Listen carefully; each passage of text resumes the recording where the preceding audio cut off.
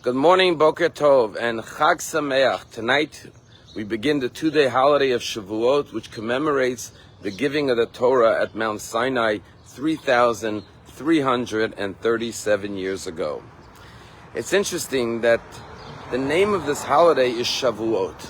Shavuot means weeks. Why is this the holiday of weeks? And the answer is because Shavuot is a very unique holiday.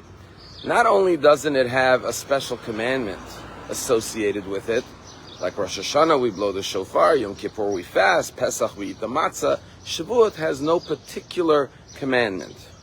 In addition to that, it doesn't even have a date on the calendar. You see, the Torah says that when the Jewish people left Egypt, God said, you should count 49 days, 7 weeks, and the 50th day should be Shavuot. And the Jewish people looked forward and prepared for the giving of the Torah for 49 days. And therefore, after we complete the 49 days, which today is the 49th day, we begin the holiday of Shavuot on the 50th day. But the question is, calling Shavuot weeks misses the point. The whole idea of Shavuot is we got the Torah. It should be called Chag HaTorah, the holiday of Torah. Why is it called the holiday of weeks? That will be the equivalent of calling Shabbat days, because you count 6 days and keep Shabbat. We don't call Shabbat days, we call it the day of rest, Shabbat, because we rested. So why are we calling this holiday Shavuot based on the counting of the 7 weeks? And the best way to explain this is with an analogy. You see, let's say our rabbis say that Shavuot was the marriage of God and the Jewish people. Therefore, the 49 days, the 7 weeks, was the engagement, the preparation. Now imagine you called a wedding an engagement. It's not the engagement, it's the wedding. Why call it the engagement? And the answer is, what determines what a good marriage is? What determines how good the marriage is how much love, desire, yearning the husband and wife have for each other. You see, all the kindness, all the good deeds, all the actions in the marriage stem from what's in the heart, which is a love for one another, a desire to be with one another, to show kindness to one another. And therefore, what we're celebrating on Shavuot is the giving of the Torah. But what the Torah is reminding us is that in order to keep the Torah and do good deeds in this world and follow God's paths, you have to have a desire to be connected to God. You have to have a desire to study His Torah. You have to have a desire to perform good deeds and to be a good person. And if you have that desire, then naturally everything will flow. Everything will come forward from that desire.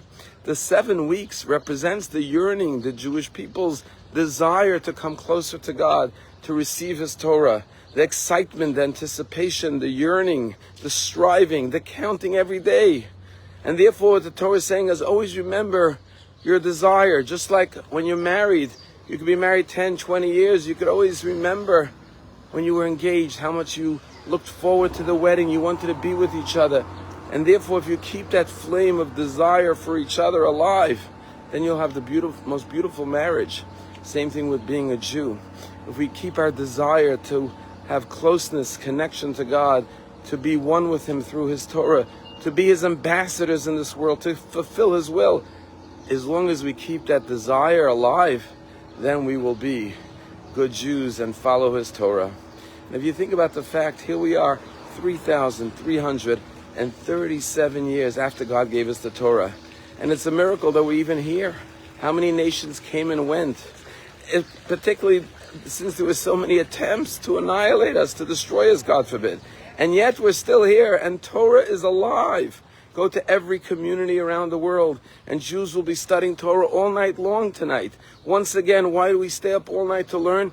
To show our desire. We can't wait to get the Torah tomorrow morning and the 10 Commandments, so we stay up all night studying the Torah. And you say, how is it that Torah has survived and is thriving in Jewish communities worldwide? Literally from Australia to Israel to America to Europe, go to any community, thousands and thousands of communities. They're studying Torah 3,337 years later. How is it the Jewish people have not only stayed alive, but continued living as Jews. And the answer is because we never lost that desire, the will, the yearning to want to live as Jews, to fulfill God's will in this world, to live up to His expectations of us. As long as we have that desire, as the Talmud says, there's nothing that can stand before the will of a person. If you have a will, if you have a desire, if you have a why, you'll figure out how to overcome any what. You know, people have often remarked, how is it the Jewish people accomplish so much? How is it the Jews have won? The Jews are less than 1/4% of the world, and they've won 30% of the Nobel Prizes. How do you explain that? Is it because Jews are smarter than the rest of the world? No.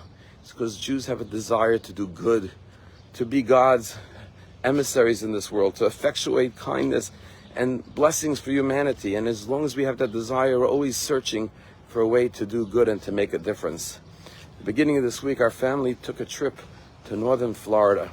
We visit the oldest interior town in the state of Florida called Micanopy. And when you drive into Micanopy, it's a little town. About 670 people live in this town. And there's a main street with shops and tourists.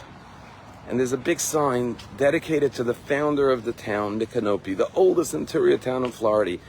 And who was he? A Jew. And what was his name? Moses Levy. And it tells the story of Moses Levy, a wealthy Moroccan Jew, came to Florida, planted sugarcane, became very successful. And he decided to retire and devote his life to philanthropy. He arrived in 1821. And what did he do? He purchased 50,000 acres of land in northern Florida.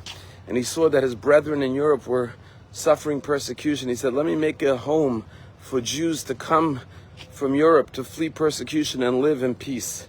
And he built a communities for them to come and live here in Florida.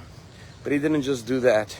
He became the commissioner of education, and he instituted free education here in the state of Florida. He was a pioneer and a champion of that cause. And then he started to work towards the abolition of slavery. And he wrote a book, a plan for the abolition of slavery. In 1824, he wrote a book about abolishing slavery. And then he went on to do so many wonderful things for the communities in northern Florida, and he developed this first town. And his son, David Levy, went on to be the first Jewish senator of the United States of America and one of the first senators of the state of Florida. When I looked at this town, I thought about this Jew in the 1820s. I said, this is what the Jewish people are. Wherever they go, including here in the state of Florida, they're a source of blessing, always bringing Torah values like abolishing slavery, providing free education, finding refuge for those who are being oppressed. That's the miracle of the holiday of Shavuot, because we never let the flame of desire to do good in this world be consumed. Let's keep that flame, that desire, that passion burning brightly. We will continue to be that light unto the nations. Wishing everyone a Chag Sameach, and I look forward to seeing you in the synagogue over the next 2 days.